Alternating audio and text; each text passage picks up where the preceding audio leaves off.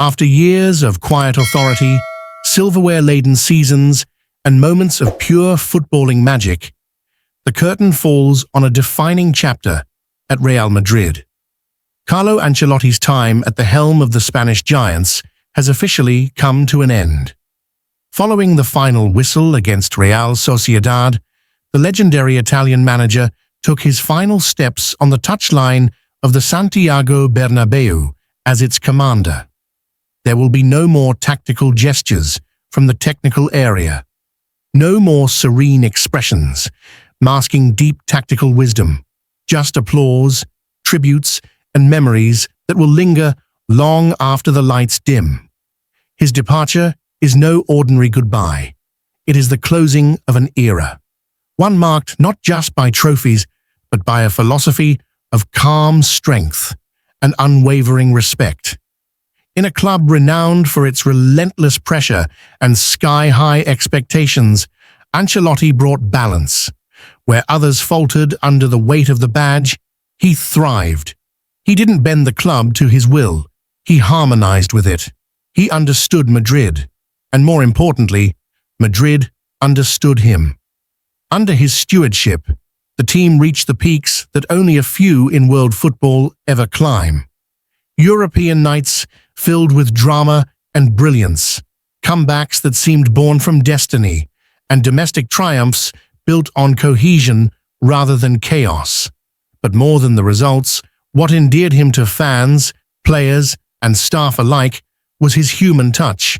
Humility in victory, dignity in defeat, and always a sense of composure that made even the fiercest storms feel navigable. Now, a new challenge calls. Ancelotti will don the yellow and green of Brazil, becoming the first foreign-born manager to take permanent charge of the Seleção in over half a century. It is a historic appointment, and one that speaks to the universal respect he commands across the football world. What awaits him is not just a new job, but a new continent, a new culture, and a nation whose expectations are as vast as its passion for the game. For Real Madrid, this is more than a managerial change. It is the end of a relationship defined by mutual admiration and success. The farewell after the Sociedad match was simple but powerful. The players embraced him, the crowd rose to its feet, and chants of gratitude echoed across the stadium. Gracias, mister. Those two words carry the weight of countless memories, from the Decima to late-night Champions League heroics, from nurturing young talent to orchestrating the twilight years of legends. Ancelotti leaves behind a legacy few can match. He arrived with quiet intent and departs with eternal respect. The Bernabeu will move forward as it always does, but a piece of its heart will walk with him as he crosses the Atlantic to begin his next chapter. Few managers have ever navigated the demanding culture of Real Madrid with such elegance. The club has always thrived on intensity, impatience even, with a history built on the relentless pursuit of trophies. And yet, Ancelotti brought something different, not less ambitious, but more composed, not distant, but deeply human. In a club where egos collide and pressure never sleeps, he was a calming force, a steady hand, guiding through both golden days and gritty nights. His second spell in charge, returning after an already successful tenure, was proof that sometimes lightning really does strike twice. He steered Madrid to La Liga triumphs and delivered another cherished Champions League title, taking the club to a staggering 14 European crowns. He didn't just win, he restored belief. In moments when matches tilted toward chaos, Ancelotti rarely flinched. His ability to remain calm in the eye of the storm became his signature. But what made his leadership truly special extended beyond tactics or silverware. He built trust. Players revered him not only for his knowledge, but for how he made them feel. Legends like Modric, Kroos, and Benzema thrived under his stewardship, while younger stars like Vinicius Jr., Camavinga, and Rodrigo blossomed with the space and confidence he offered them. Ancelotti never needed to shout to be heard. His respect was earned through consistency, clarity, and class. In a sport increasingly driven by short-term thinking, he represented something enduring. He wasn't just a coach, he was a mentor, a protector of tradition, and a man who understood the emotional heartbeat of a dressing room as well as he understood a tactical board.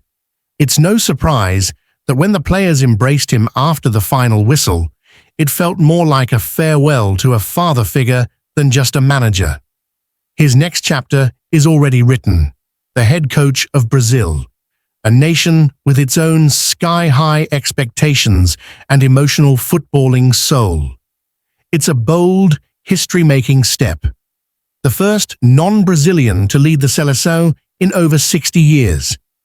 But if there's anyone who can carry that responsibility with grace and authority, it's Ancelotti. Gracias, mister. You'll always have a home in Madrid. Victor Gyökeres has never been one for headlines. On the pitch, he lets his goals do the talking. Powerful runs, ruthless finishing, tireless work rate. Off the pitch, he keeps things quiet. But when the questions finally came about Ruben Amorim, the coach who revived his career and just walked out of Sporting CP for the chaos of Manchester United, Gyökeres didn't dodge them. He spoke with clarity, with respect, and with a hint of emotion. It was surprising, Gyökeres admitted, speaking to Portuguese media for the first time since Amorim's departure was confirmed. Not because he didn't deserve a big move, but because of where he went. Manchester United is complicated right now, but if anyone can make sense of that place, it's him. Amorim's sudden exit from Lisbon and swift arrival at Old Trafford sent shockwaves through European football. It wasn't just that Sporting was still building, still improving, still climbing. It was that Amorim seemed to be their anchor, their blueprint. At 39, he was seen as one of the brightest minds in European coaching.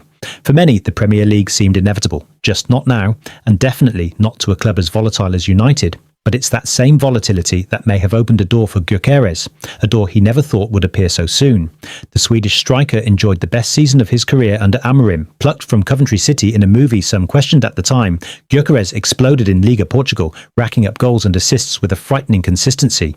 His blend of pace, strength and composure made him the perfect spearhead for Amorim's dynamic 3-4-3 system. Together, they pushed Sporting back into title contention and reminded the rest of Europe that the Lions were not to be ignored. Now, just weeks after lifting a trophy together, their paths could cross again, this time in Manchester. United, desperate for attacking reinforcements after a dismal campaign, have already shown interest. Amorim's presence has only intensified the speculation. The club's existing forwards, including the promising but raw Rasmus Højlund, have lacked consistency, and Gyökeres fits the profile United are said to be targeting: experienced, physical, proven in multiple leagues, and familiar with the manager's demands. But for now, the striker is cautious. I have a lot of respect for Sporting, Gyökeres said. This club gave me a platform, a system and a coach who believed in me completely. I'm happy here, I'm focused here, but football moves fast. If the time comes to talk about the future, we'll see. His tone was calm, but he didn't shut the door. Behind the scenes, Sporting are bracing themselves. They know Amorim's departure could have a domino effect. Several players, not just Gyökeres, but also Gonçalo Inácio and Pedro Gonçalves, were closely tied to the manager's project. With Ineos tightening transfer funds at United, Amorim may push for signings he knows, players who already understand his style, and Gyökeres could be top of that list. Gyökeres thrived under Amorim. He didn't just score, he dominated. Whether peeling off defenders, charging through the centre, or holding the ball under pressure, he became the striker Amorim had envisioned. The numbers spoke loudly. Over 30 goals in all competitions, countless assists, and a relentless work ethic that defined Sporting's front line. But more than stats, it was belief that changed everything. Ruben trusted me from the start, Gyökeres said. He didn't care what league I came from or what people said. He gave me a role and let me grow into it. So when Amorim was unveiled as Manchester United's new manager, stepping into one of football's most intense and unstable jobs, Gyökeres wasn't just surprised. He was conflicted. I'm happy for him, of course, he deserves it, but it's a big challenge, and it's a big loss for us here. What makes the situation even more compelling is the forward's temperament. In many ways, he's exactly what United are missing, a no-nonsense, team-first forward who doesn't crave the spotlight but delivers when it matters. And while his game has matured technically and tactically under Amorim, his hunger remains untouched. Asked if he believed Amorim could turn United around, Gyökeres didn't hesitate. Definitely. if they give him time, if they let him build. He knows what he's doing. I've seen it. It was an answer, as honest as it was rare. There's no telling what will happen next. The summer is long. United are in a precarious position, both financially and competitively. Sporting will fight to keep their star striker. Amorim may push for his arrival, or he may choose to focus on younger targets. But one thing is certain. The relationship between Victor Gyökeres and Ruben Amorim is built on more than tactics. It's built on trust. And in football, that trust can be the start of something big, whether in Lisbon or in Manchester.